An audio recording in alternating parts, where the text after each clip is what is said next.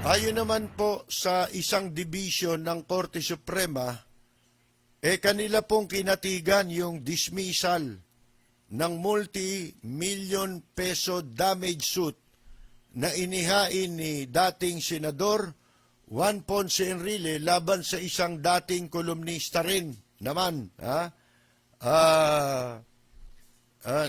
Ayon ho sa balita, mga kaibigan, sinasabi po na itong Supreme Court First Division sa pamamagitan ng isang pahinang notice na nilagdaan ng Division Clerk, Clerk of Court na si Librada Buena, na sabi po na si Enrile ay nabigong maipakita na ang Court of Appeals ay nagkamali sa kanilang desisyon.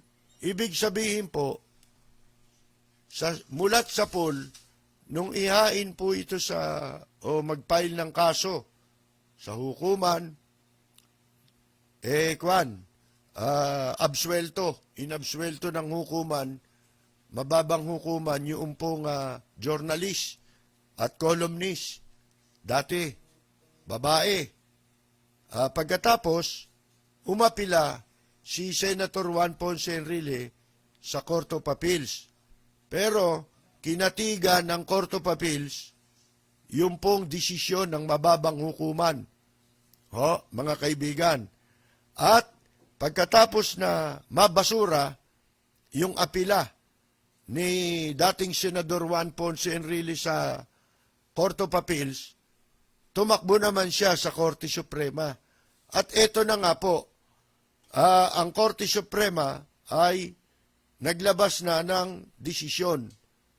At ibinabasura yung pong petisyon o apila ni dating Senador Juan Ponce Enrile sapagkat ayon sa korte, the court further resolves to deny the petition for failure of petitioner. Yun.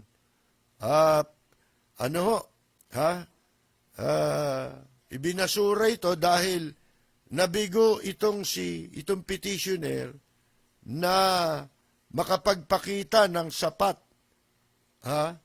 na ebidensya na nagsasabing mali ang desisyon ng Court of Appeals sa pagkakaabsuelto doon sa journalist o kolumnista dati ng Philippine Star. Ang pangalan ho nun ay Yoli Villanueva Ong. Sa kanya pong isinulat sa Philippine Star noong 2013, mga kaibigan, na pinamagatan niya yung kanyang isinulat na like father, like son. Bakit? Masama ba yun? Nasabihin nung journalist na like father, like son. Siguro, tinutukoy yung anak ni Enrile, parang, magkapareho sila kasi mag-ama sila. Masama ba yun? Ang masama, meron kang anak, hindi mo kamuka. Di ba? Yun ang masama. Pagka naging kamukha ng kapitbahay niyo yung anak mo, o kaya naging kamukha ng kumpare mo, masama yun. Di ba?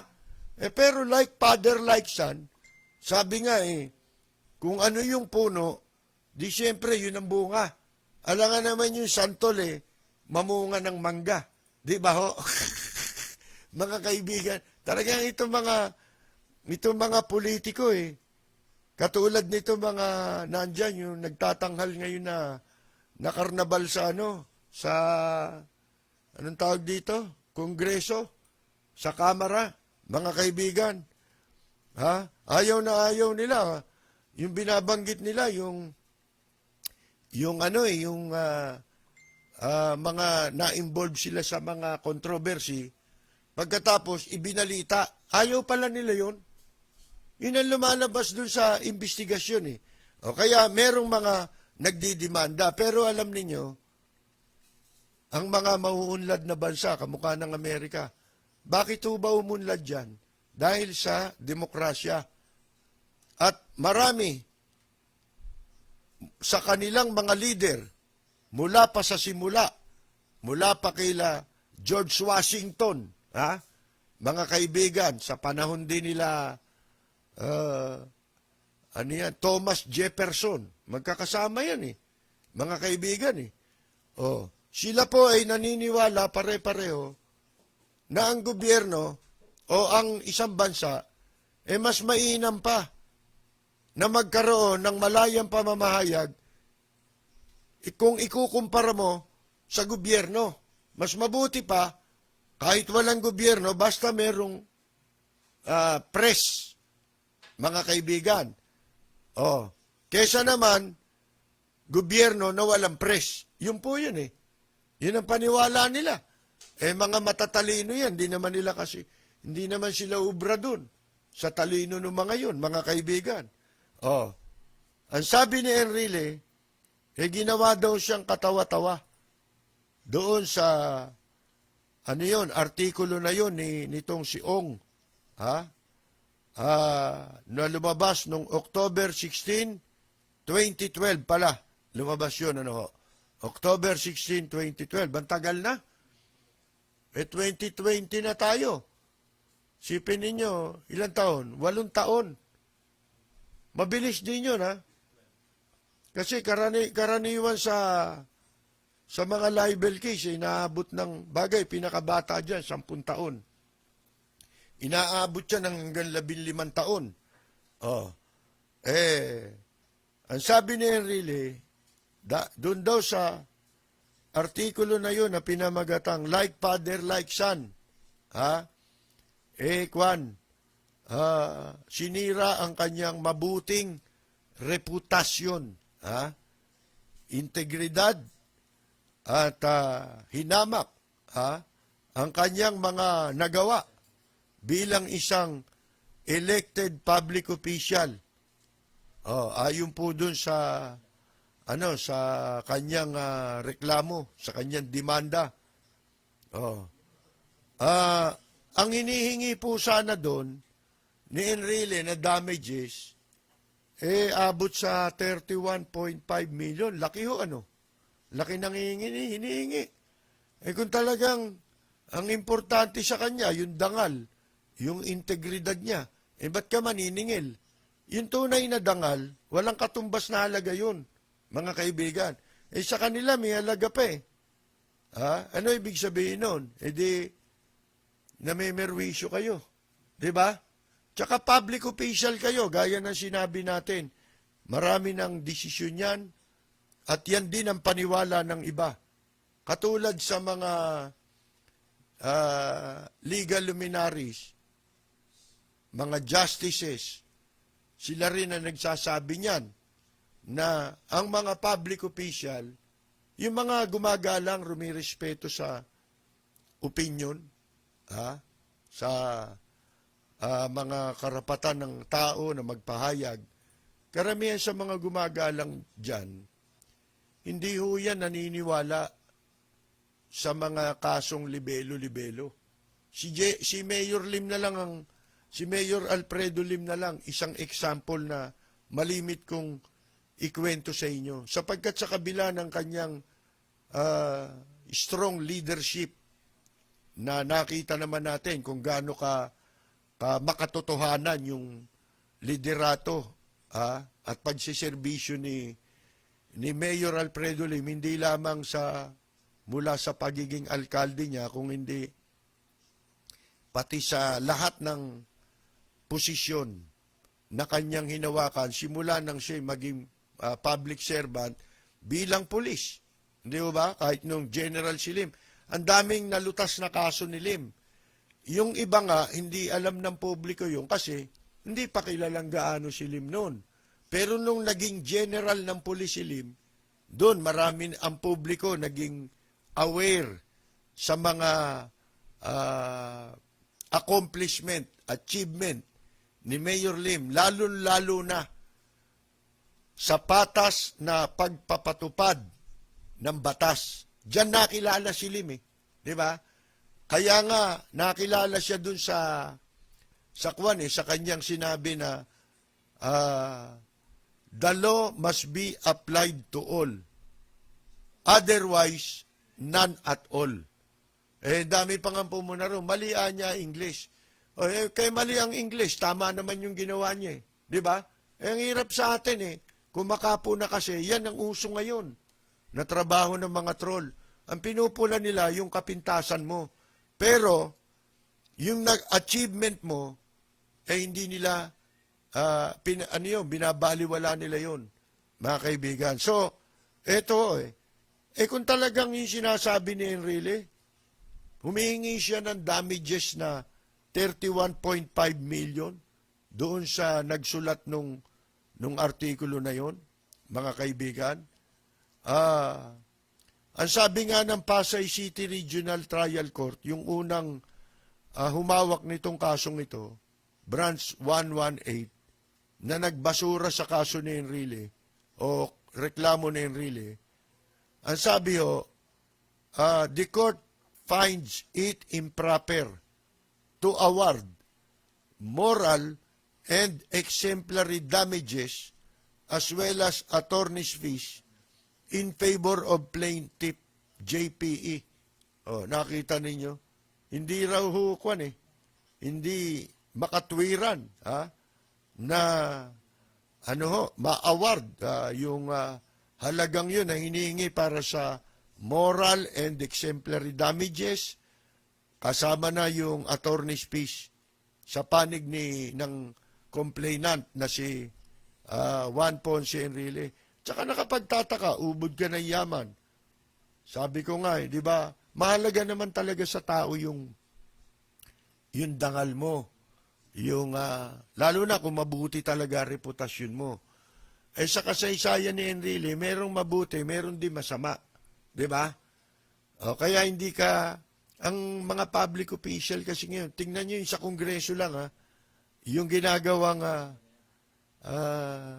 circus, yung kalokohang, kunya-kunyari ang investigasyon,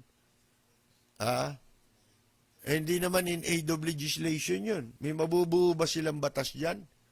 Sana, kung talagang ang ginagawa yung investigation na ganyan, in aid of legislation. Pero, yung investigation nila, franchise, kung saan pumupunta, mamaya natin pag-uusapan yan. Dahil hindi lang ako ang nagsasabi kung ano yung naririnig nyo sa akin, ngayon sinasabi na nung iba Yung iba, sinasabi na rin nila.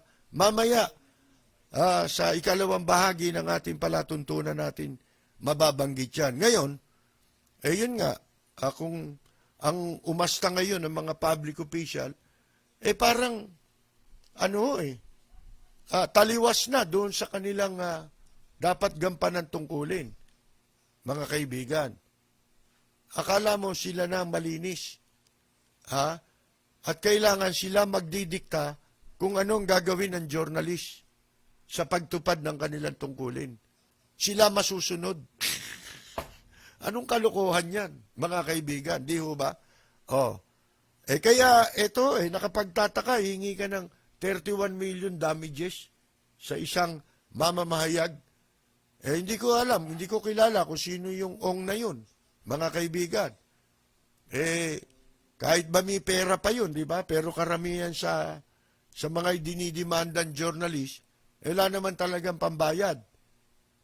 Minsan nga, o kadalasan, pag nadidemanda ng libel, at kahit walang kabasi-basi yung reklamo, sumasampa sa hukuman.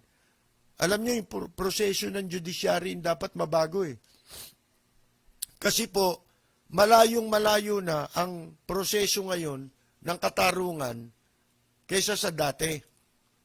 Nagkakaproblema tayo ngayon sa piskal Tingnan niyo, may pinatay na naman na piskal kanina yata. Tinambangan sa Maynila, mga kaibigan. Ang laki ng problema natin sa tanggapan ng Department of Justice. Lalo na dun sa sinasabing determination of probable cause. Isipin ninyo, umabot ito ng Korte Suprema, itong complaint ni Enrile. Samantalang, kung talagang pinag-aralan ng piskal. Yung reklamo, hindi na sana matatambakan ng kaso. Hindi na sana maaabala ang hukuman. Hindi na sana maaaksaya ang pera ng taong bayan. Nagugugulin sa paglilitis sa mga kasong ganyan na walang kakwenta-kwentang libel, mga kaibigan. Ha? Imbes na ang maatupag yung talagang mga totoong krimen. Kasi itong libel, dito lang naman criminal yan. Saan ba tayo nagbase ng batas natin sa libel? Hindi ba kinopya natin yan sa Amerika? Bakit sa Amerika civil case yan? Bakit dito criminal case yan? At maliwanag na sinasabi sa saligang batas na walang anumang batas ang dapat likhain na magpapakipot o magpapasikip sa kalayaan ng pamamahayag. Kasama na dyan yung anti-horror bill na yan, mga kaibigan. Ha? Ngayon, bakit kayo hingi ng damages, ng danyos? Kung talagang sa palagay mo, meron kang integridad. Kasi yung integrity, yung dignity ng isang tao, yung reputation, mabuting reputation ng isang tao, yan po ba may katumbas na halaga? Walang katumbas na halaga yan pagpalagay mo na, doon sa istorya pa lang mga kaibigan like father, like son, question mark pa Nagtatanong Mga kaibigan, ano masama ron? Masama bang magtanong na yung ama kamukha ng anak? Ha? Like father, like son? Ang masama, yung sinabi niya na, yung anak niya, ano ba sinabi? Yung anak ni Enrile, kamukha nung kapitbahay nila. O kaya, kamukha ng kumpare niya. Walang preno kung bumatikos. Malalim at makatwirang komentaryo. Mag-ingat ang mga politikong gumagawa ng kalokohan at baka kayo ay tamaan ng Lapid Fire! Ang hirap po kasi, ako dati nga, kinukwento ko sa inyo, naging mabait naman sa akin si dating Senador Juan Ponce Enrile. Once upon a time, nung kami nakakasama-sama pa dyan sa Intercon. Nawala na rin yun dahil sa nawala na rin ang kredibilidad ang pag-standby ng mga tao ron sapagkat marami doon nangingikil. Dumating yung panahon na nung nagumpisa yun, 95% kinikikila ng 5%. Nung bandang uli, 5% na lang ang kinikikila nung 95%. Kailan ginagawa ng mga hustler na lang yung mga tao ron. Mang-uuto. Yun ang gusto ng mga politiko, inuuto sila. Binobola sila. Gusto, pinasusunod dun sa gusto nila. Yan ang gusto mangyari ngayon ng mga nasa pamahalaan. Ito naman si Guarin, umepal. Yun. Bumaliktad Paano? Marami rin sigurong atraso. Si Deng Baxia, mga kaibigan. Nung una, galit na galit yung mga DDS dyan, di ba? Gusto nila ipako sa krus yan. Ngayon, bakit hindi na nila binabanatan? Kakampi na Yun yung sinasabi ko noon, na dapat hindi tayo nagbabase sa political color ng isang tao. Lalo na yung mga nasa gobyerno, politiko man o public official man, mga kaibigan, ang dapat, ang pinagbabasihan ng publiko lagi at ng mga appointing powers, ang publiko sa pagboto, ang appointing powers sa pagtatalaga ng mga opisyal sa gobyerno. Ano ang talagang basihan? Ang talagang basihan, track record. Diyan hindi ka magkakamali ng pagpili. halimbawa, isang opisyal ng gobyerno, magnanakaw, may kaso pag nanakaw, pandarambong, kumandidato, iboboto mo ba yon?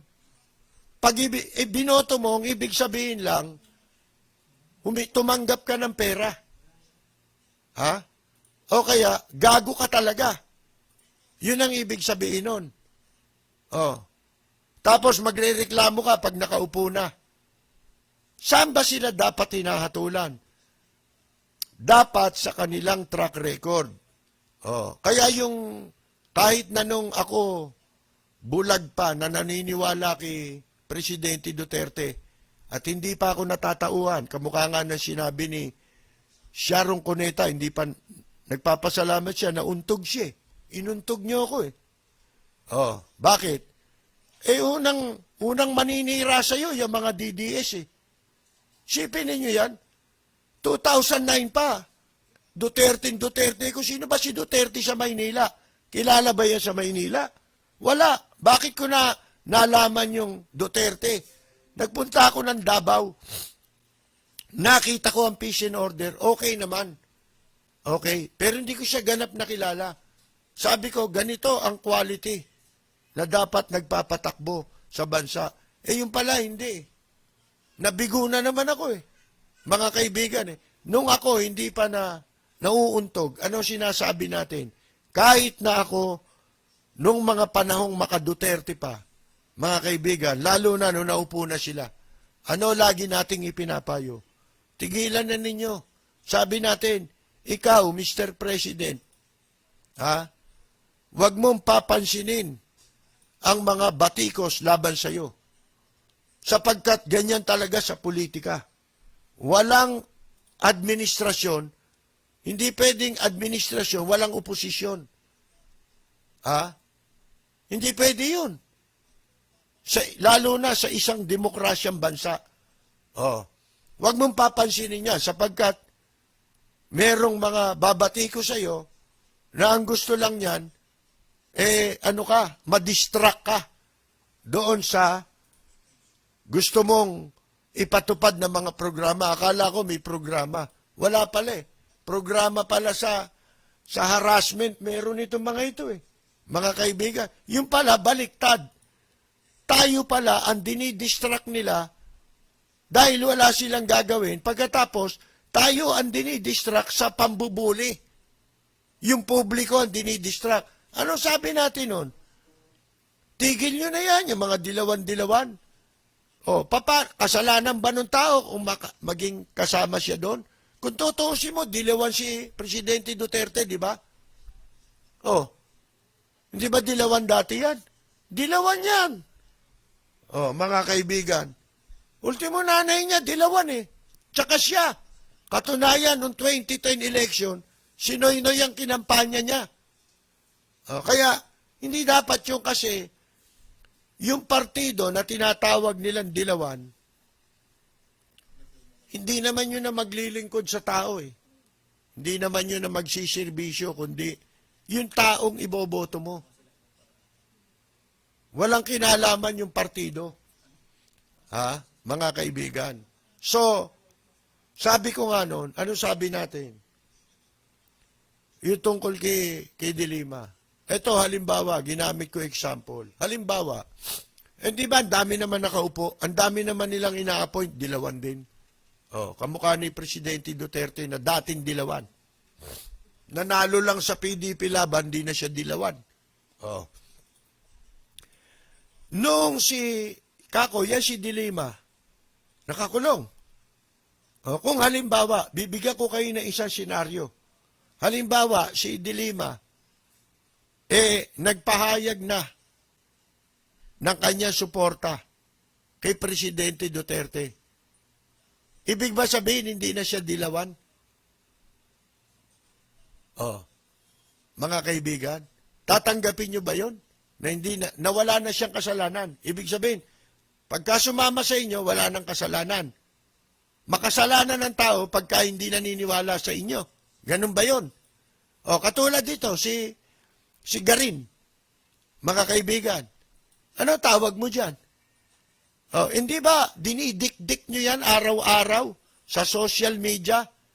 Idinidiinin nyo sa Deng Baxia sapagkat siya ang health secretary nung nakaraang administrasyon. Bakit ngayon di nyo dikdikin? Bakit ngayon nagsasalita laban sa ABS-CBN? Sana kung yung sinasabi niya may kabuluhan Walang kabuluhan Bakit? Yung sinasabi niya, personal na hinanakit Umiimbento pa tungkol daw sa Deng Baxia. Bakit?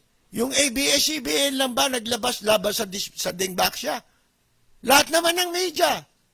Katunayan, pinagtatanggol pa kita Itong programa ko sa radyo. Pinagtatanggol ko pa yan Yun nga yung sinasabi ko, ano kinalaman ng Dilawan dyan? Di ba? Usigin nyo siya sa kanyang ginawang kasalanan. Kung may kasalanan siya, dapat may kasalanan yung Obial. Yung Obial, kasama rin nila yon, in-appoint dito, di ba?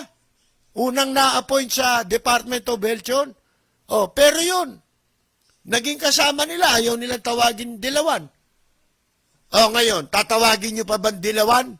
Yan si Janet Garin?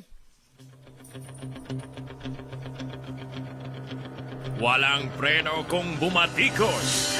Malalim at makatwirang komentaryo.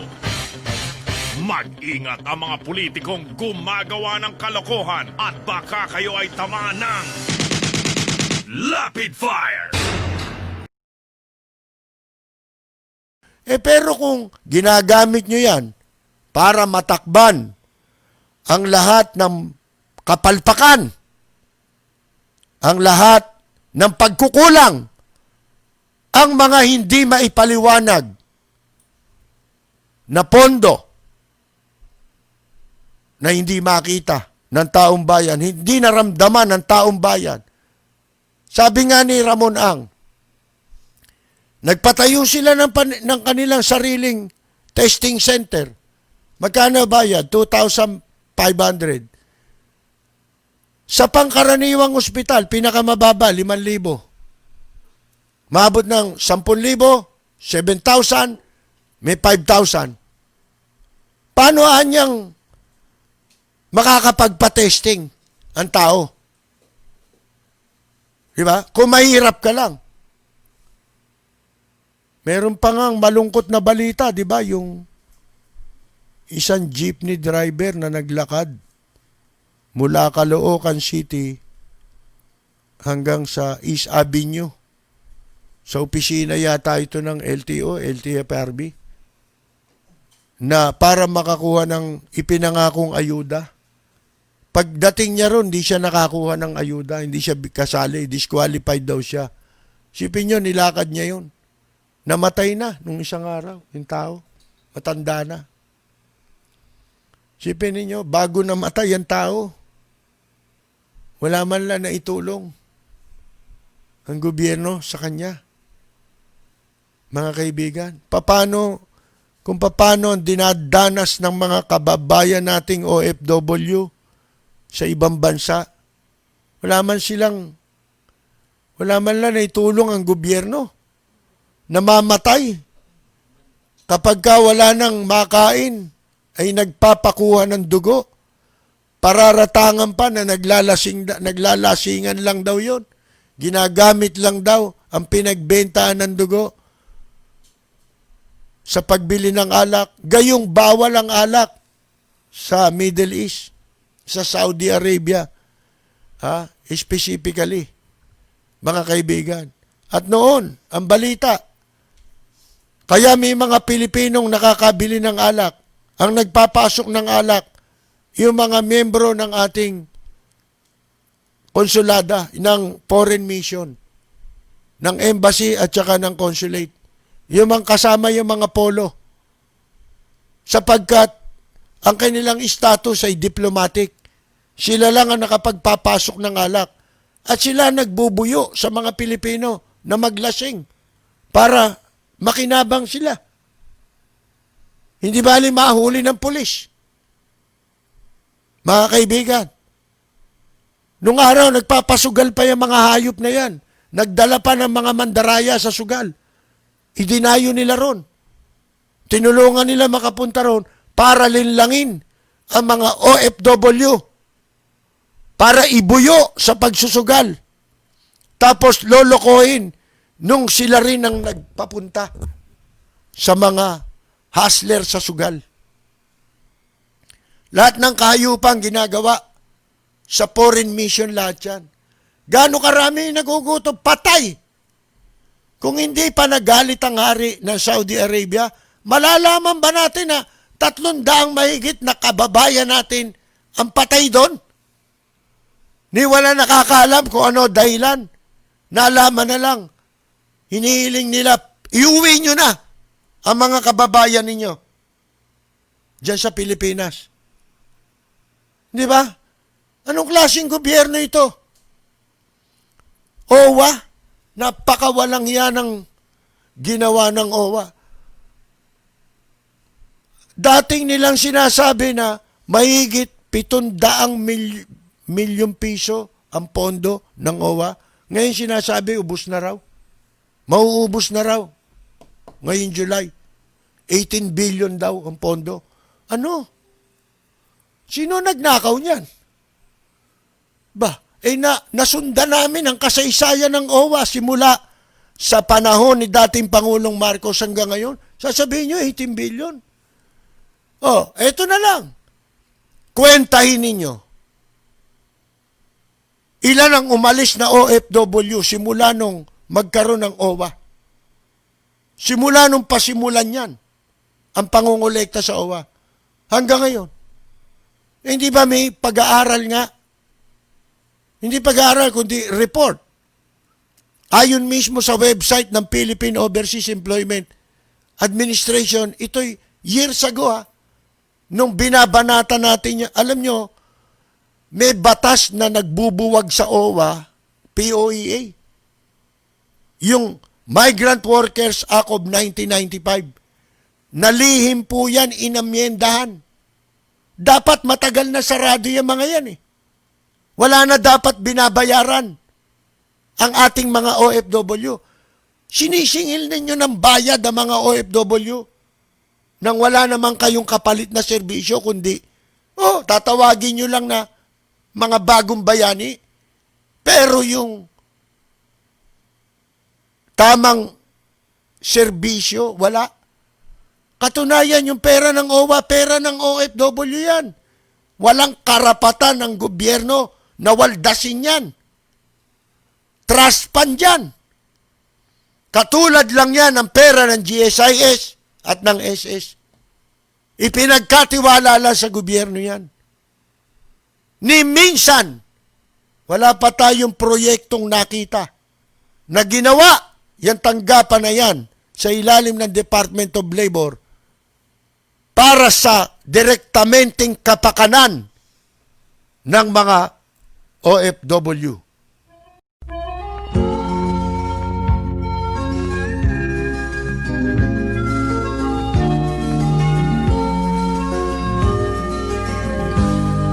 Sa bayan ko ay isa ang lahi, dito'y wala ang pagkukunwari.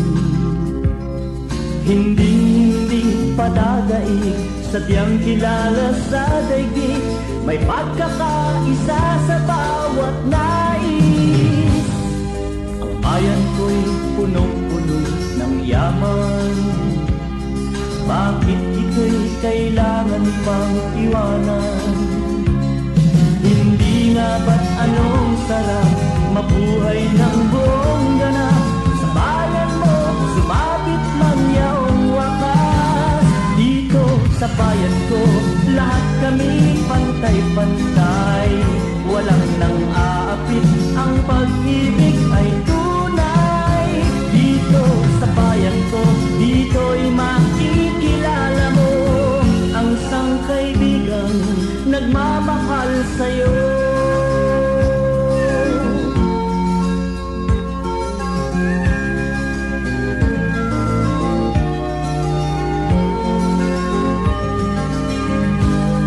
Ang bayan ko'y punong-puno ng yaman, bakit ito'y kailangan pang iwanan?